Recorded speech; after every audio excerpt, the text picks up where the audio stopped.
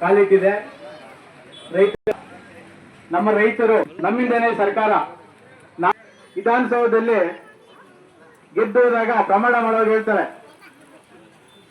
ಯಡಿಯೂರಪ್ಪನವರಾಗ್ಬೋದು, ದೇವೇಗೌಡರಾಗ್ಬೋದು, SM. Krishna ಆಗ್ಬೋದು, ಕುಮಾರಸ್ವಾಮಿ ಆಗ್ಬೋದು, ಸಿದ್ದರಾಮಯ್ಯರಾಗ್ಬೋದು, ನಾವು ಟೋಟಲಿ ಎಲ್ಲ ಫಲವತ್ತಾದ ಭೂಮಿ. ಇದು 66 ದಿನ. ನಾವು 2 ವರ್ಷ ಹತ್ತಿರ ಬಂದಿದೆ. ಇದುವರೆಗೂ ಬರ್ಗಲ್ ಮಾಡಿದ್ರಿ.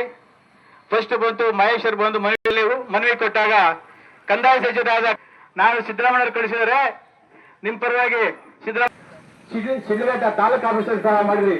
ಆಗಿದೆ 2823 ಎಕರೆ. ಅದನ್ನ ಈಗೆಲ್ಲ ಮಾತಾಡಿದಾಗ ಹಾಗೆ ನಮಗೆ ಇಂಡಸ್ಟ್ರಿ ಅಂದ್ರೆ ಕೈಗಾರಿಕೆಗಳು ಬರ್ತಕ್ಕಂಥದ್ದು ವಿರೋಧ ಅಲ್ಲ. ಅವು ಎಲ್ಲಿ ಬರಬೇಕು ಅಲ್ಲಿ ಬರಲಿ, ಬರಡಾದ ಭೂಮಿಗಳಿಗೆ ಬರಲಿ. ಹಾಗಂತೇಳಿ ಫಲವತ್ತಾದ ಭೂಮಿಯನ್ನ ನೀವು ಕಬಳಿಸ್ಕೊಂಡು ಅಥವಾ ಭೂಸ್ವಾಧೀನ ಮಾಡ್ಕೊಂಡ್ರೆ ನಮ್ಮ ರೈತರು ಎಲ್ಲಿ ಹೋಗಿ ಬದುಕ್ತಾರೆ? ನೀವು ಒಂದು ಸಲ ಕೊರೋನಾವನ್ನ ನೆನಪು ಮಾಡ್ಕೊಳ್ಳಿ. ಆ ಕೊರೋನಾ ಸಂದರ್ಭದಲ್ಲಿ ಎಲ್ಲರೂ ಬೇರೆ ಬೇರೆ ರಾಜ್ಯಗಳಲ್ಲಿ ಬೇರೆ ಬೇರೆ ಬೆಂಗಳೂರಿನಲ್ಲರೂ ಕೂಡ ಹಳ್ಳಿಗಳಿಗೆ ತಮ್ಮ ಜಮೀನಿಗೆ ಬಂದ್ರು. ಆ ಜಮೀನೇ ಇಲ್ಲ ಅಂತಂದಿದ್ರೆ ಅವರೆಲ್ಲರೂ ನೇಣಾಕ ಸಾಯಬೇಕಾಗಿತ್ತು. ಅದಕ್ಕಾಗಿ ನಾವು ಹೇಳ್ತಕ್ಕಂಥದ್ದು ನಮ್ಮ ಹೋರಾಟ ಇಂಡಸ್ಟ್ರಿ ಬೇಕು. ನಮ್ಮ ಮಕ್ಕಳುಗಳು ಇವತ್ತು ಕೂಡ ನಮ್ಮ ರೈತರ ಮಕ್ಕಳುಗಳು ತುಂಬಾ ವಿದ್ಯಾವಂತರಾಗ್ತಾ ಇದ್ದಾರೆ, ಓದ್ತಾ ಇದ್ದಾರೆ. ಬೇಕು ಅವ್ರಿಗೆ ಉದ್ಯೋಗದ ಸಮಸ್ಯೆ ಆಗತ್ತಿಲ್ಲ. ಹೋದ್ರೆ ಆ ಇಂಡಸ್ಟ್ರಿ ಎಲ್ಲಿ ಬರಬೇಕು ಅಂದ್ರೆ ಬರಡು ಭೂಮಿಗಳು ಬೇಕಿದ್ದಾವೆ. ನಮ್ಮ ತಾಲೂಕಲ್ಲೂ ಇದೆ, ನಮ್ಮ ಜಿಲ್ಲೆಯಲ್ಲೂ ಕೂಡ ಇದೆ. ಅವೆಲ್ಲ ಪರಿಶೀಲನೆಯನ್ನ ಮಾಡಿ ಸತ್ಯಾಸತ್ಯತೆಗಳನ್ನ ಅರ್ಥ ಮಾಡಿಕೊಂಡು ಸರ್ಕಾರ ರೈತರಿಗೆ ತೊಂದರೆ ಆಗದ ಹೋದ ರೀತಿಯಲ್ಲಿ, ರೈತರ ಅನ್ನನೇ ಬೆಳೆದಿಲ್ಲ, ರೈತರ ಕಣಜನೇ ತುಂಬಿಲ್ಲ ಅಂದ್ರೆ ನಮ್ಮ ಇವರೆಲ್ಲ ಮಾತಾಡ್ತಾ ಹೇಳ್ತಾ ಇದ್ರು ಕಂಪನಿ ದೇವರಾಜರ ನಾವು ಮಣ್ಣು ತಿನ್ಬೇಕಾಗತ್ತೆ. ಮಣ್ಣು ತಿನ್ನ ಬದುಕಕ್ ಆಗಲ್ಲ. ಇಲ್ಲ ಅಂದ್ರೆ ಇವ್ರು ಯಾರು ಹೇಳ್ದಂಗ ಮಾನಂದಗೌಡರು ಹೇಳ್ದಂಗ ನಾವು ಪ್ರಾಣ ಕೊಡ್ಬೇಕಾಗತ್ತೆ.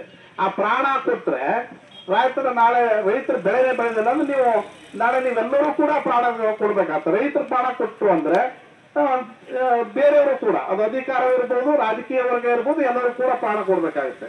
ರಾಜಕೀಯದವರು ಕೂಡ ಅನ್ನ ತಿನ್ಬೇಕು, ಅಧಿಕಾರಿಗಳು ಕೂಡ ಅನ್ನವನ್ನೇ ತಿನ್ಬೇಕಾಗತ್ತೆ. ಅನ್ನ ತಿಂದೆ ಯಾರು ಕೂಡ ಬದುಕಕ್ಕಾಗಲ್ಲ. ಅದಕ್ಕೆ ಅನ್ನವೇ ಸರ್ವಸ್ವ. ಅಂತ ನಿಟ್ಟಿನಲ್ಲಿ ಅನ್ನ ಬೆಳೀತಕ್ಕಂಥ ಅಥವಾ ಆಹಾರವನ್ನ ಕೊಡ್ತಕ್ಕಂಥ, ಜೀವನವನ್ನ ಕೊಡ್ತಕ್ಕಂಥವ್ರು ರೈತರು. ಆ ಬದುಕನ್ನು ಕಟ್ಕೊಳ್ತಕ್ಕಂಥವ್ರು ರೈತರು. ನೀವು ನಮ್ಮ ಪುಟ್ಟಣ್ಣವರು ಹೇಳ್ತಾರೆ ರೈತ ಸಂಘದವರು, ಅಯ್ಯೋ ಕಂಪ್ಯೂಟರ್ ಅಲ್ಲಿ ಕಂಪನಿಗಳು ಬಂದ್ರು, ಏನೇ ಬಂದ್ರು ಕಂಪನಿಗಳಲ್ಲಿ ಕೆಲಸ ಮಾಡೋರು ಕೂಡ ಅನ್ನ ತಿನ್ಬೇಕು, ಕಂಪನಿಗಳು ಕಟ್ಟೋರು ಅನ್ನ ತಿನ್ಬೇಕು, ಕಂಪನಿಗಳಿಗೆ ಆಡಳಿತ ಮಾಡೋರು ಕೂಡ ಅನ್ನವನ್ನೇ ತಿನ್ಬೇಕಾಗುತ್ತೆ.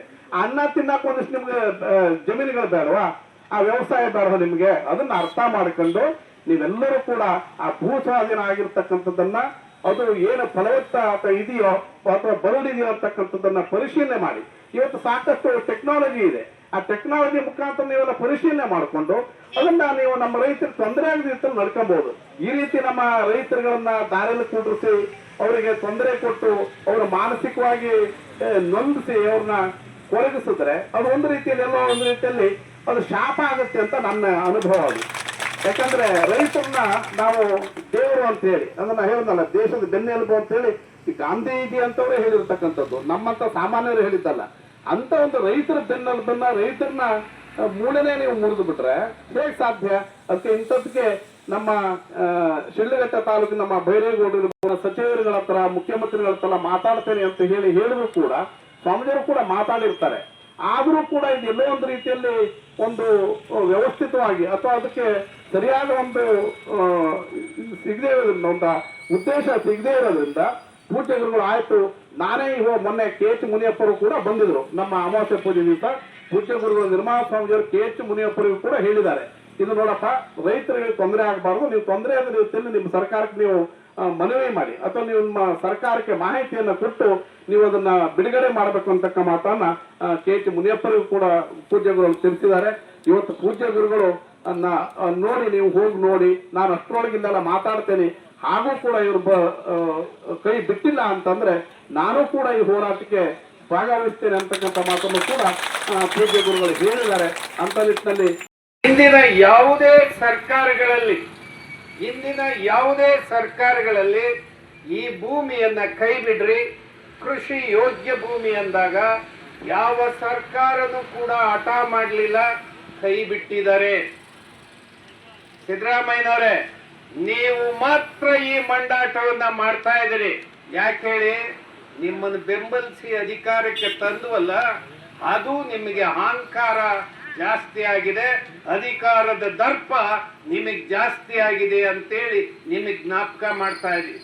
ಬಂಧುಗಳೇ, ಇದು ಅಂತಿಮವಾಗಿ ನಾನು ಸಂಕ್ಷಿಪ್ತವಾಗಿ ಹೇಳೋದು ಅಂದ್ರೆ, ಈಗ ತೀರ್ಮಾನ ಮಾಡಾಗಿದೆ ಕರ್ನಾಟಕ ರಾಜ್ಯ ರೈತ ಸಂಘ, ನಾವು ಯಾವುದೇ ಕಾರಣಕ್ಕೆ ಚಿಕ್ಕಬಳ್ಳಾಪುರ ಜಿಲ್ಲೆಯ ಕೇವಲ 13 ಹಳ್ಳಿಗೆ ಸೀಮಿತ ಅಲ್ಲ ಈ ವಿಷಯ. ಕರ್ನಾಟಕದ ಎಲ್ಲ ಜಿಲ್ಲೆಗಳಲ್ಲಿ ಆಗಿರ್ತಕ್ಕಂಥ ಅನಾಹುತ ಇಂಥದ್ದೇ ಅನಾಹುತಗಳು ಆಗಿದೆ. ಯಾಕೆಂದ್ರೆ ಕೃಷಿ ಭೂಮಿಯನ್ನೇ ಇವರು ಉದ್ದೇಶಪೂರ್ವಕವಾಗಿ ಕೈಗಾರಿಕೆಗೆ ಬಳಕೆ ಅಂತ ಹೆಸರು ಹೇಳ್ತಾ ರಿಯಲ್ ಎಸ್ಟೇಟ್ ದಂಧೆಯನ್ನ ಮಾಡ್ತಾ ಇದ್ದಾರೆ. ಬಂಧುಗಳೇ, ಈಗಾಗಲೇ ರೈತ ಸಂಘದ ತೀರ್ಮಾನದಂಗೆ ನಾವು ಬರುವ 5ನೇ ತಾರೀಕು, ಬರುವ ಜೂನ್ 5ನೇ ತಾರೀಕು ಕರ್ನಾಟಕದಾದ್ಯಂತ ಸುಮಾರು 10,000 ರೈತ ಹೋರಾಟಗಾರರು ಚಿಕ್ಕಬಳ್ಳಾಪುರಕ್ಕೆ ಬರ್ತಾರೆ. ಜೊತೆಗೆ ಬಂಧುಗಳೇ, ಇಲ್ಲಿಂದ ಜಿಲ್ಲೆಯ ಶಿಡ್ಲಘಟ್ಟ ತಾಲೂಕು ಇರ್ಬೋದು, ಜಿಲ್ಲೆಯ ಎಲ್ಲ ಭಾಗಗಳಿಂದ ನಾವು ಪ್ರಚಾರವನ್ನ ಮಾಡ್ತೇವೆ. ಎಲ್ಲ ರೈತರಿಗೆ ಕರೆ ಕೊಡ್ತೇವೆ. ಇದು ರೈತ ಕುಲಕ್ಕೆ ತಂದಿರ್ತಕ್ಕಂಥ ಆತಂಕ. ಇದನ್ನ ಹೋಗಲಾಡಿಸ್ಬೇಕಂದ್ರೆ ರೈತರೆಲ್ಲರೂ ಕೂಡ ಒಗ್ಗಟ್ಟಿನಿಂದ ಹೋರಾಟದಲ್ಲಿ ಭಾಗವಹಿಸಬೇಕು. ಈಗಾಗಲೇ ಮುಂಚೆ ಮಾತನಾಡಿದಂತ ಸ್ನೇಹಿತರು ಹೇಳ್ತಾ ಇದ್ರು, 2016ರಲ್ಲಿ ಏನು ನೀರಾವರಿ ಹೋರಾಟದ ಏನು ಅಂತಿಮ ಘಟ್ಟವಾಗಿ ನಾವು ಟ್ರ್ಯಾಕ್ಟರ್ಗಳ ರ್ಯಾಲಿ ಮಾಡಿದ್ವು, ಅವತ್ತ ಮಾನ್ಯ ಸಿದ್ದರಾಮಯ್ಯ ಸರ್ಕಾರ ಇತ್ತು, ನಮ್ಮನ್ನ ಕೂರಿಸಿ ಮಾತಾಡಿದ್ರು.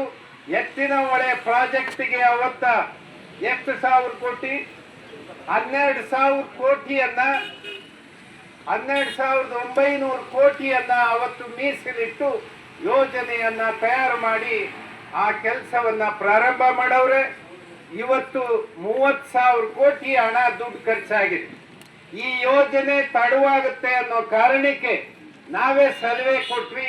1 ವರ್ಷದೊಳಗಡೆ ನೀರು ಕೊಡ್ಲಿಕ್ಕೆ ಸಾಧ್ಯ ಆಗುತ್ತೆ ಅನ್ನೋದಾದ್ರೆ ನಾವು ಬೆಂಗಳೂರು ಕೊಳಚೆ ನೀರನ್ನ 3 ಹಂತಗಳಲ್ಲಿ ಶುದ್ಧೀಕರಿಸಿ ಕೃಷಿ ಉದ್ದೇಶಕ್ಕೆ ಕೆರೆಗಳಿಗೆ ಬಿಡ್ರಿ ಅಂತ, ಅದನ್ನ ಕೇವಲ 2 ಹಂತದಲ್ಲಿ ತಾವು ಪರಿಷ್ಕರಣೆ ಮಾಡಿ, ಅಂದ್ರೆ ಅದು ಶುದ್ಧೀಕರಿಸಿ 3ನೇ ಹಂತಕ್ಕೆ ಶುದ್ಧೀಕರಿಸದಲ್ಲೇ ಕೆರೆಗಳಿಗೆ ಬಿಡುವಂತ ಕೆಲಸವನ್ನ ಮಾಡಿದಿರಿ. ತಪ್ಪು ಮಾಡಿದಿರಿ, ಅದನ್ನು ಕೂಡಲೇ ತಾವು ಸರ್ಕಾರ ಮಾಡಬೇಕು. 3ನೇ ಹಂತದ ಶುದ್ಧೀಕರಣನೂ ಆಗಬೇಕು. ಮತ್ತೆ ಎತ್ತಿನ ಹೊಳೆ ಏನು ಈಗ ಕೆಲಸ ನಡೀತಾ ಇದೆ, ಅಂತಿಮ ಘಟ್ಟಕ್ಕೆ ಬರ್ತಾ ಇದೆ, ಆ ನೀರು ಕೂಡ ಬರ್ತದೆ. ಈ ಹೋರಾಟದಲ್ಲಿ ಟ್ರ್ಯಾಕ್ಟರ್ ರ್ಯಾಲಿ ಆಯಿತು, ಈಗ ಮೋಟಾರ್ ಸೈಕಲ್ ರ್ಯಾಲಿ ಬೆಂಗಳೂರು ವಿಧಾನಸೌಧಕ್ಕೆ ನಾವು ಮುಟ್ಟಬೇಕಾಗಿತ್ತು. ಬಂಧುಗಳೇ, ಇಲ್ಲಿ ಇರ್ತಕ್ಕಂಥ ಎಲ್ಲ ರೈತರು, ಹಳ್ಳಿಲಿ ಇರ್ತಕ್ಕಂಥ ಎಲ್ಲ ರೈತರು, ಯುವಕರು, ಯುವಜನರು ಏನೇನಿದಿರಿ, ತಮ್ಮ ಮೋಟಾರ್ ಸೈಕಲ್ಗಳನ್ನ ಇನ್ನೂ 20 ದಿವಸ ಸಮಯ ಇದೆ, ಅದನ್ನ ಸಣ್ಣ ಪುಟ್ಟ ರಿಪೇರಿ ಇದ್ರೆ ಮಾಡಿಸ್ಕೊಂಡ್ಬಿಡ್ರಿ. ಎಲ್ಲ ತಯಾರಿ ಮಾಡಿ ನಿಮ್ ಜೊತೆಯಲ್ಲಿ ಕರ್ನಾಟಕದ ಬೇರೆ ಬೇರೆ ಜಿಲ್ಲೆಗಳಿಂದ ರೈತರು ಬಂದು ಇಲ್ಲಿ ಕಾಯ್ತಾ ಇರ್ತಾರೆ. ನಿಮ್ ಗಾಡಿಗಳು ತಗೊಂಡು DC ಕಚೇರಿ ಮುಂಭಾಗಕ್ಕೆ ಬರ್ರಿ. ಇಲ್ಲಿಂದ ದೊಡ್ಡ ಪ್ರಮಾಣದಲ್ಲಿ ನಾವು ಬೆಂಗಳೂರು ಕಡೆಗೆ ಸಾಗೋಣ. ಹಾಗಾಗಿ ಸರ್ಕಾರ ಇದಕ್ಕೇನಾರ ಗಮನ ಕೊಡದೆ ಇದ್ರೆ, ಮಾನ್ಯ DK ಶಿವಕುಮಾರ್ ಅವರೇ, ನಿಮ್ಗೂ ಕೂಡ ಸೇರ್ಸಿ ಹೇಳ್ತಾ ಇದ್ದೀವಿ, ನಿಮ್ಗೂ ಎಚ್ಚರಿಕೆ ಮಾತಿದು. ಯಾಕಂದ್ರೆ ಶಿಡ್ಲಘಟ್ಟಕ್ಕೆ ಸೀಮಿತ ಅಲ್ಲ, ಬಿಡದಿಯಲ್ಲಿ ನಡೀತಾ ಇರ್ತಕ್ಕಂಥ ರೈತರ ಹೋರಾಟ ಏನಿದೆ, ಮಾನ್ಯ ದೇವೇಗೌಡರು ಕೇವಲ ಬಿಡದಿ ಬಿಡದಿ ಅಂತ ಮಾತಾಡೋದನ್ನ ಬಿಟ್ಟು ಇಡೀ ಕರ್ನಾಟಕದ ಯಾವುದೇ ಪ್ರದೇಶದಲ್ಲಿ ರೈತರ ಕೃಷಿ ಭೂಮಿಗೆ ಕೈ ಹಾಕಬಾರದು ಅಂತ ಹೇಳಿ ಎಚ್ಚರಿಕೆ ಕೊಡುವಂತ ಕೆಲಸವನ್ನ ಮಾನ್ಯ ದೇವೇಗೌಡರು ನಾಳೆ ಕೂಡ ಮಾಡ್ಬೇಕಂತೇಳಿ ಅವ್ರಿಗೂ ಕೂಡ ನಾ ಮನವಿ ಮಾಡ್ತೇನೆ. ಕರ್ನಾಟಕದ ಬೇರೆ ಬೇರೆ ಜಿಲ್ಲೆಗಳಲ್ಲಿ